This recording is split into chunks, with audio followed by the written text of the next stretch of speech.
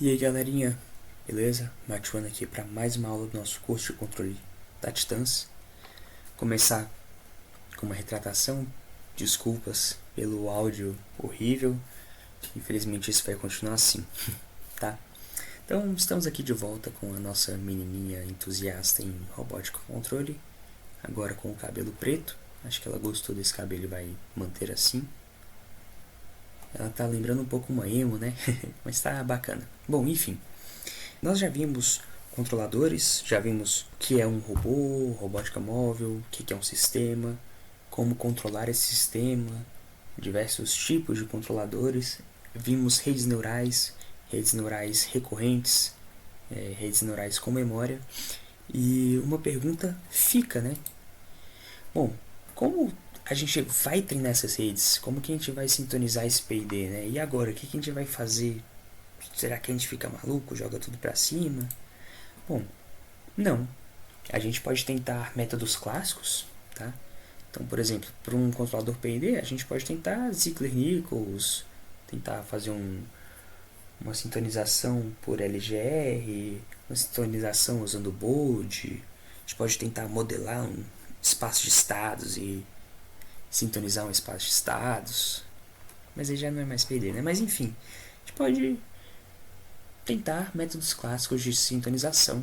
A gente pode tentar, inclusive, se a gente tiver a resposta do nosso sistema a uma entrada do tipo degrau, a gente consegue calcular ali os parâmetros do controlador PID de forma bacana. E, assim, para as redes neurais, a gente pode tentar um backpropagation, usando um otimizador do tipo Adam e tal, mas eu não quero ensinar isso pra vocês. Isso daí vocês conseguem aprender nos cursos clássicos aqui da faculdade. O que eu quero ensinar pra vocês é como sintonizar e treinar esses controladores, essas redes, utilizando otimização, tá? E aí a gente tem os algoritmos de otimização. Então, para falar de otimização, primeiro a gente tem que falar de um custo, porque a gente precisa otimizar alguma coisa. E se a gente vai otimizar, a gente está falando em termos de custo ou em termos de lucro. Para otimizar uma coisa, a gente quer minimizar o custo ou maximizar o lucro. Nesse caso, a gente vai falar mais de função custo, tá? Mas imagine que o mesmo se aplica a uma função lucro também, por assim dizer. Uma função custo, ela define quais são os parâmetros do seu sistema que você quer otimizar. Então, imagine que você tem uma padaria e você quer otimizar o seu estoque para maximizar seu lucro.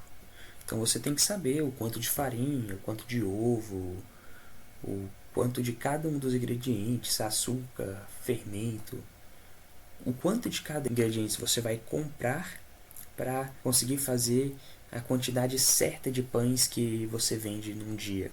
Então, você consegue precificar isso tudo, né, e quantificar essas coisas. Então, você tem o preço de cada um dos ingredientes, você sabe, e aí você quer saber o quanto de cada um você tem que comprar. Então, você quer saber os N's ali, que multiplicam o preço, para saber qual que vai ser sua despesa. Aí você tem o valor de cada pão que você vende, e aí você consegue montar uma equação que relacione o seu lucro com a quantidade de cada um dos ingredientes que você quer comprar. E aí é essa quantidade que você quer otimizar, né? Você quer comprar o mínimo de ingredientes possível para ter o máximo de lucro possível. Ou, por exemplo, num controlador PID, você tem os seus constantes KP, KE e KD, que você tem que sintonizar para conseguir métricas importantes para o seu controlador. Por exemplo, eu quero que o meu controlador tenha o mínimo possível de overshoot, não me importo tanto com o erro em estado estacionário, eu quero que ele tenha um tempo de acomodação até razoavelmente rápido. Então você joga isso tudo numa função que vai relacionar o KP, o KI e o KD com esses valores, e você vai tentando ajustar os seus KPs, KI e KDs para que eles otimizem as suas métricas, né? Overshoot, resultado estacionário e tempo de estabilização. E aí, a gente viu aqui um pouco o que é essa função custo que você quer otimizar, mas existem formas diferentes de otimizar essas funções custos. Você pode fazer isso de uma maneira heurística ou de uma maneira determinística. Tá? Uma maneira determinística, você tem um passo a passo muito bem definido, que sempre que você coloca uma entrada, você vai sair com uma saída. Se você coloca uma entrada igual, a sua saída sempre vai ser igual. Então, se eu entro com x, minha saída é y. Se eu entro com a, minha saída é b. Mas aí, se eu entro com x de novo, minha saída continua sendo y. Beleza? Isso é um algoritmo determinístico, um processo determinístico. Já um processo de heurístico, uma heurística, também tem processos bem definidos, mas você tem um certo tipo de aleatoriedade ali, você vai meio que por tentativa e erro. Então, você entra com um valor x, sua resposta agora é y. Se você entra com o valor a, sua resposta vai ser b. Mas se você entrar com um valor x de novo, sua resposta pode ser d, pode ser g. Você não tem uma garantia de que sempre que você entrar y, você vai sair com x. Mas você consegue garantir que conforme você vá fazendo iterações, se você tiver uma boa heurística ali, quanto mais iterações você vai fazendo, mais próximo do valor otimizado você vai estar. Tá? Se vocês quiserem aprender mais sobre isso, aconselho que vocês façam a disciplina de Sistemas Bem Inspirados para Engenharia, tá? Do professor coordenador da Titãs, professor Daniel Munhoz. Mas é basicamente isso. E aí, dentro dessas heurísticas, nós temos heurísticas baseadas em comportamentos naturais, para a qual nós damos o nome de algoritmos de otimização bioinspirados, que são algoritmos inspirados na natureza. Então, você tem heurísticas baseadas em comportamentos de seres vivos, tais como enxames de insetos, revoadas, cardumes, colmeias, formigueiros, formigas, mariposas, alcateias, baleias. Bom, você tem diversos estudos que são focados em estudar como que os seres vivos se comportam, porque os seres vivos eles são máquinas muito bem otimizadas, que fazem tarefas muito bem otimizadas, e estudar como que eles fazem essa gestão ali de recursos e de comportamentos para criar algoritmos de otimização em cima disso. Então, antes de a gente falar dos algoritmos bem inspirados, que é o tema desse vídeo, vamos dar alguma pincelada em alguns conceitos, tá? Então, você tem a sua função custo, que é justamente a função que mede os parâmetros que você quer otimizar em relação às variáveis do seu sistema. Você tem o espaço de busca, que ele pode ter quantas dimensões o seu problema tiver. Então, por exemplo, no meu P&D, eu quero otimizar o KP, o KI e o KD. Então, o meu espaço de busca vai ter 3 dimensões. Um KP, um KI e um KD. Beleza? Agora, se eu quero otimizar uma rede neural com... redes neurais ficam bem difíceis, né? Mas vamos pensar em um neurônio só com 3 entradas. Então, se eu tenho um neurônio com 3 entradas, eu vou ter 4 parâmetros de otimização. Então, eu vou ter 4 dimensões no meu espaço de busca. Que seria peso 1, peso 2, peso 3 e o viés 1. Se eu tenho, agora nessa mesma rede, se eu tenho 2 neurônios e 3 entradas, então eu vou ter 8 parâmetros de otimização, que é o W11, W12, W13, W21, W22, W23, o B1 e o B2, certo? Aí dão 8. E aí esse espaço de busca, ele consiste nesse espaço de dimensões de acordo com o seu sistema, tá? De acordo com as variáveis de otimização que você tem. Essa é a dimensão do seu espaço de busca.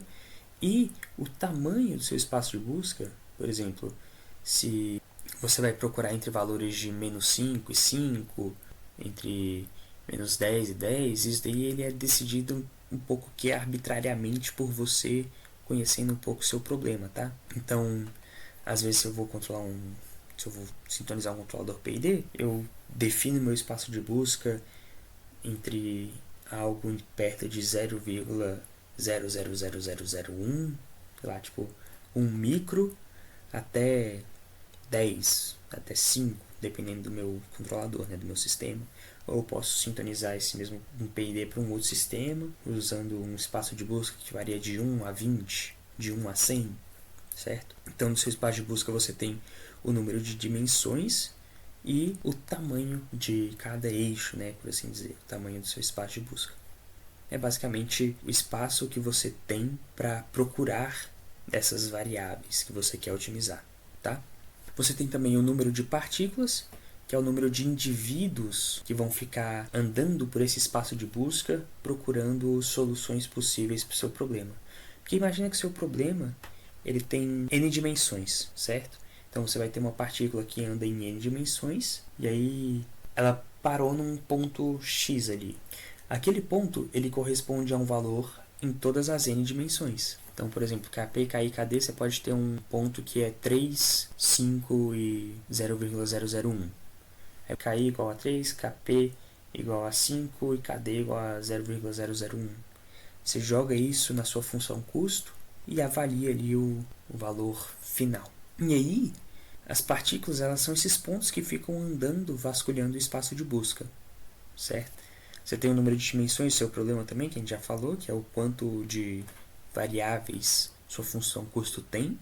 O número de iterações, que é quantas vezes você vai repetir o processo de mover uma partícula para um ponto no espaço de busca, calcular o valor da função custo e analisar se isso está bom ou não. Tá? A gente ainda vai falar sobre essa parte de mover a partícula e analisar se isso está bom ou não um pouquinho mais para frente nesse vídeo. Tá? Por fim, você tem os critérios de parada. Geralmente a gente trabalha com critérios de parada do tipo a função custo ela passou de um certo limiar, a gente pode definir isso como um critério de parada. Então, se eu estou querendo minimizar um custo, posso falar, assim que o custo estiver menor que 5, eu posso parar de fazer a iteração porque já está ótimo para mim. Ou você pode tratar de número de iterações, e aí você fala, eu quero pesquisar 1.500 valores possíveis, e aí desses 1.500 o melhor vai ser o último, né? O que eu vou decidir. Eu vou iterar 1.500 vezes, de todos esses 1.500 eu pego e vejo qual foi o menor, e esse daí vai ser o meu definido. Entendido? Então, vamos continuar. O primeiro algoritmo inspirado que eu vou mostrar para vocês é o Particle Swarm Optimization, ou PSO. Ele é inspirado em enxame de partículas, enxames de insetos, cardumes de peixes, revoadas de pássaros. Percebeu-se que os animais em bando eles têm um comportamento similar. Então eu vou mostrar aqui um vídeo para vocês. Bom, tirei aqui o áudio, obviamente, mas perceba, ó, esse triângulo é o ponto desejado para que a função custo converja, né? Esse problema aqui ele foi proposto de forma que a função custo ficasse com o seu valor se movendo pelo espaço de busca. E cada uma dessas bolinhas aqui é uma partícula que está procurando o valor otimizado dessa função custo. Então vamos dar uma olhada de novo. Ó. A função custo está se movendo e perceba que as partículas elas estão seguindo a função custo meio que como um enxame mesmo, certo? Então você pode ver que eles nunca fogem tanto, né? Eles têm ali uma organização, um parâmetro até meio orgânico, né? Meio vivo, parece uma coisa viva. Isso daqui é o funcionamento de um PSO, tá? Para seguir uma função custo. A gente não vai usar exatamente desse jeito, mas eu achei que isso daqui fosse bem bonitinho para demonstrar para vocês. Então, como é que o PSO funciona? Ele funciona com base nessas duas equações aqui, e cada equação ela vai servir meio que para um único indivíduo, e você aplica essa equação diversas vezes para todos os indivíduos do seu algoritmo. Então, o que a gente tem aqui? A gente trata em termos de velocidade e de posição. O que é a posição? É a posição atual daquele indivíduo, daquela partícula, no espaço de busca. E aí a gente tem uma posição atual e uma posição futura. A posição futura ela vai se dar pela posição atual mais a velocidade da partícula. Que é basicamente isso que a posição é, né? É a posição atual mais a velocidade, basicamente. Velocidade vezes o tempo. Né? Mas aqui o tempo é padrão, então a gente pode só ignorar isso e calcular com a velocidade. É uma simplificação, né, gente? É uma abstração aqui dos conceitos. Mas é basicamente isso. Você tem a posição futura ela vai estar através da posição atual mais a velocidade que a partícula tem. E a velocidade que entra na parte interessante, tá? A velocidade ela vai ter diversos coeficientes aqui que vão se variar e vão interagir entre si. A gente tem primeiro a parte da inércia. Esse ômega aqui, esse W, é a inércia do meu indivíduo. Essa inércia vai se multiplicar com a velocidade anterior, justamente para dar um efeito de inércia, né? Se a inércia é grande, então a velocidade anterior tende a se perpetuar, certo? Depois eu tenho aqui um coeficiente social e um coeficiente individual e um coeficiente social. O que isso significa? Bom, o meu YT aqui de IJ, ele é o melhor valor que esse indivíduo já teve em todas as minhas iterações, tá? Isso daqui é o melhor valor que esse indivíduo já teve, o melhor valor individual, tá? Eu vou subtrair dele o valor atual, e aí eu vou ter ali o erro entre o melhor valor que já houve e o valor atual do meu indivíduo. E aí, com isso eu consigo multiplicar aqui por um coeficiente individual, que vai medir o quanto que esse indivíduo tem que confiar em si mesmo para encontrar um ponto mínimo, ou um ponto máximo, né, o ponto de otimização desejado. Esse coeficiente individual vai multiplicar aqui uma variável aleatória, uma certa aleatoriedade, tá? Só para dar uma variação melhor na minha busca. E aqui eu vou ter, por fim, o quanto que o indivíduo vai levar em consideração a sua melhor posição, o seu desempenho individual para encontrar o ponto ótimo do meu sistema. E aqui eu tenho a parte social. Então, esse y de S aqui é o melhor valor global, ou seja, é o melhor valor que qualquer indivíduo do meu enxame já teve naquele problema ali. Então, eu vou pegar esse melhor valor global, subtrair a minha posição atual, e eu vou ter o erro em relação do meu indivíduo em relação ao melhor que já teve qualquer um, entendeu? Aí isso eu multiplico por um coeficiente social, que vai dizer para mim, vai dizer para esse indivíduo o quanto ele deveria confiar no enxame como um todo, e eu multiplico por um valorzinho ali aleatório para dar outro tipo de aleatoriedade para o meu sistema. Bom, somando isso tudo eu tenho a minha velocidade, e aí com isso, com a inércia, o fator individual e o fator social, eu digo o quanto que o meu indivíduo ele vai se deslocar nas dimensões do meu sistema, né?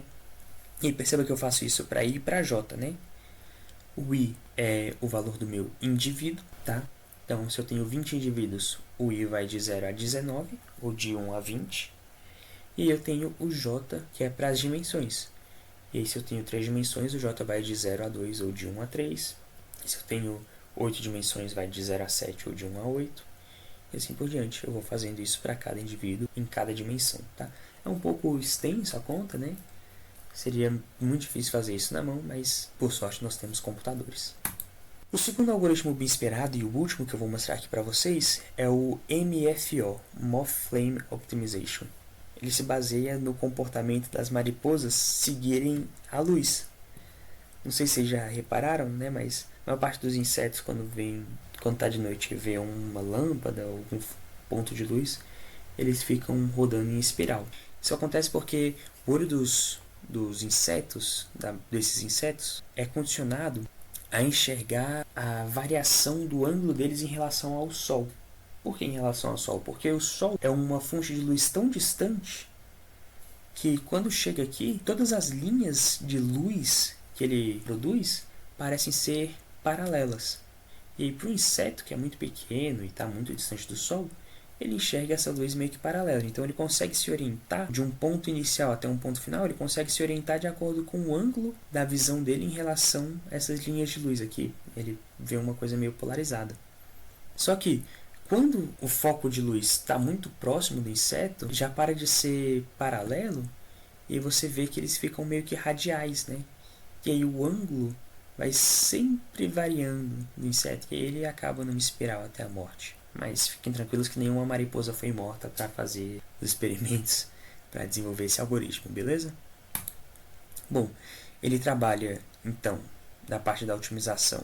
Você tem um ponto desejado, um ponto ótimo ali, que seria uma chama, e o seu indivíduo de busca, que seria a sua mariposa. Ele fica andando em espiral ali pelo espaço de busca para se aproximar da chama. Eu não vou entrar muito em detalhes aqui, só saiba que aqui você tem uma equação espiral, que esse t aqui ele é uma variável aleatória para dar uma certa aleatoriedade nessa espiral. Ele vai se atualizar para algum desses pontos aqui dentro da espiral, e aí as chamas e as mariposas ficam trocando meio que de lugar. Então, por exemplo, se uma mariposa encontra um valor, uma posição no espaço de busca mais otimizada do que a chama, aquela mariposa vira uma chama e aquela chama vira uma mariposa. E aí a mariposa ela vai sempre seguir a chama que estiver mais próxima dela. Basicamente isso, tá? Não vou detalhar muito não. Se vocês quiserem, vou botar links aqui na referência, na descrição do vídeo para vocês darem uma olhada. E nada melhor para consolidar um conhecimento novo do que um exemplo. Então, contextualizar vocês aqui. Esse aqui é o robozinho Eva, é um robô que nós temos físico montado, real, implementado e funcionando lá no Lab Micro. Ele consiste em um robô móvel de tração diferencial com uma roda rodando em velocidade constante e a outra sendo controlada por essa rede neural. O objetivo desse robô é seguir obstáculos e desviar de obstáculos também. Ele faz isso tendo um sensor de distância aqui na lateral dele, no lado esquerdo, e ele deve sempre se manter a uma distância fixa do obstáculo e andar em linha reta. Então ele vai andar em linha reta se mantendo a distância fixa, controlando uma das rodas apenas com essa rede neural MLP aqui, tipo feed forward, com 2 neurônios na entrada e um de saída.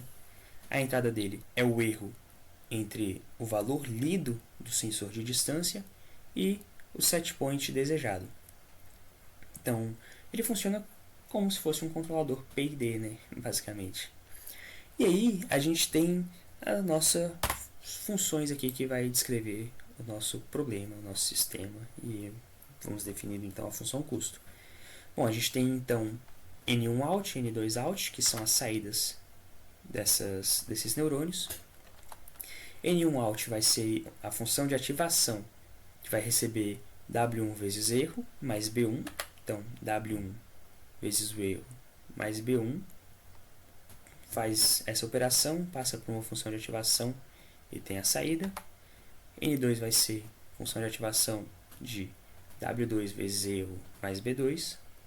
E aí o N3 vai ser a função de ativação de W3 N1 out, então W3 vezes tudo isso daqui, mais W3 2 N2 out, então W32 vezes tudo isso daqui, mais o B3, isso tudo aqui vai ser o meu N3 out, que por sua vez também é MLP out, que é a saída da minha MLP, e é justamente o sinal que vai ir direto para a roda, para controlar a velocidade dela.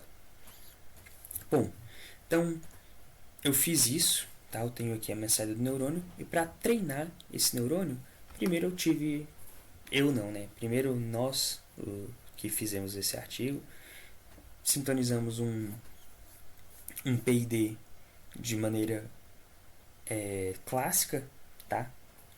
E aí a gente teve o PID clássico com o comportamento do robô, e a gente treinou essa rede neural em relação a esse PID, utilizando o erro quadrático médio, ou o MSE, entre MLP e o PID.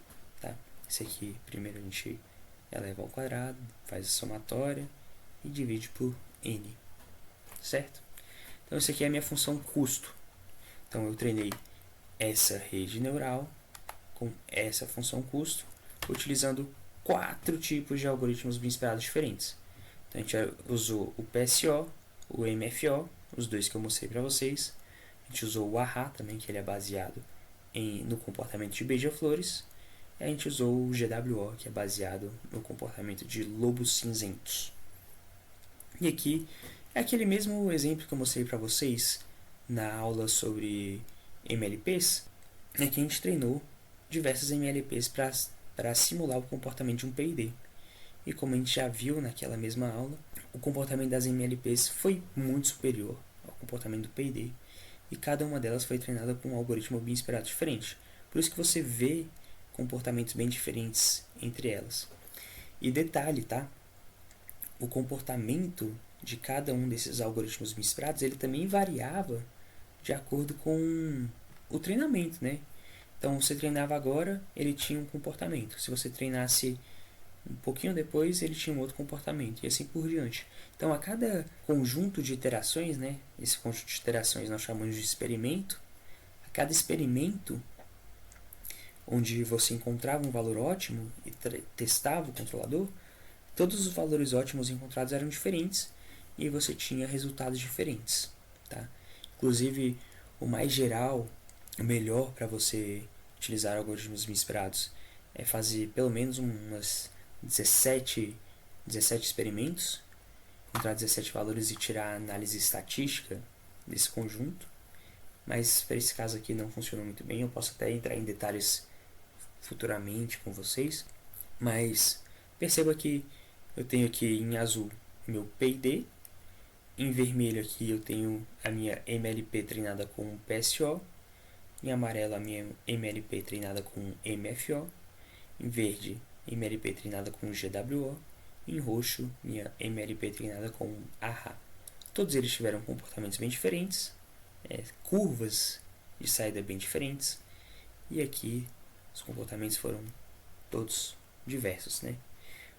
A gente pode ver que o PSO e o GWO foram os melhores, o MFO ele foi o terceiro melhor e o AHA foi o pior entre eles. Também tem aqui uma tabela de comparação. Eu tenho 4 cenários diferentes.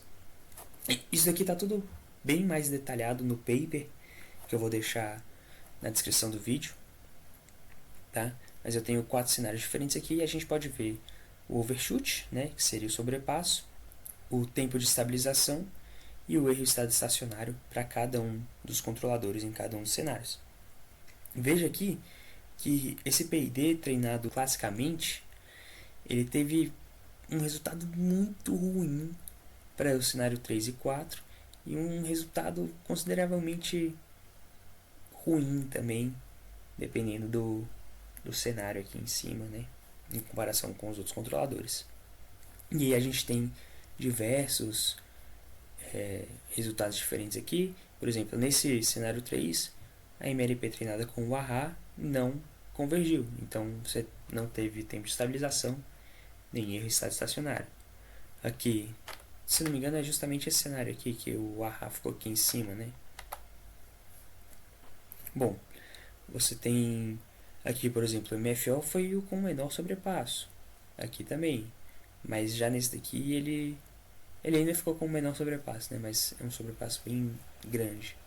Só que, em comparação, o erro em estado estacionário dele não foi o menor. E você consegue metrificar, né, e escolher o melhor controlador com base na sua necessidade aqui. Então, esse foi o exemplo, tá? Eu vou deixar esse paper na descrição para vocês darem uma olhada, uma lida, uma estudada. Esse paper a gente fez conjunto eu, o Mário Pastrana, o Lucas, o pessoal na disciplina de sistemas bem esperados. Então, sugiro fortemente que vocês façam as disciplinas do professor Daniel Munhoz, tá? Tanto sistemas bem inspirados quanto o projeto com circuitos reconfiguráveis, porque é muito provável que assim que vocês terminarem essas disciplinas, vocês vão poder publicar um artigo que de acordo com o projeto final de vocês, e isso daí é ótimo para a vida acadêmica de vocês.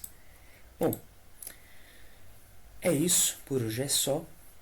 Quero agradecer a presença e a atenção de todos. Espero que essas aulas estejam sendo bem proveitosas. Esse vídeo aqui foi o último da nossa contextualização de referencial teórico. Espero que essas aulas tenham sido proveitosas para vocês. Vou ressaltar aqui que esse foi o último vídeo do nosso referencial teórico, tá? Daqui para frente a gente vai ver mais aplicações práticas ali de como implementar as coisas em sistemas embarcados e computadores e scripts e códigos. Então, espero que esteja sendo proveitoso, que vocês estejam conseguindo absorver o conteúdo Reforço que são aulas bem superficiais, né, mais para introduzir vocês a esses assuntos. Para qualquer aprofundamento maior, confiram as referências, os links nas descrições dos vídeos. Confiram o meu TCC, o TCC do Mário, a tese do Mário Pastrana, o TCC do Mário Pastrana.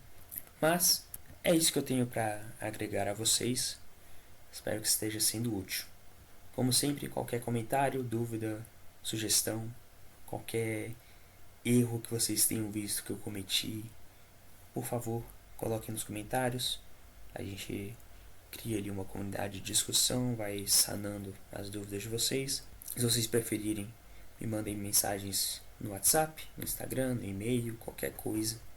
Podem falar comigo, podem me procurar. Vou ficando por aqui com essa garotinha entusiasta em robótica e sistema de controle. Deem um nome pra ela aqui nos comentários. Vamos lá, inventem nomes aí pra ela, porque eu não pensei em nenhum bacaninha.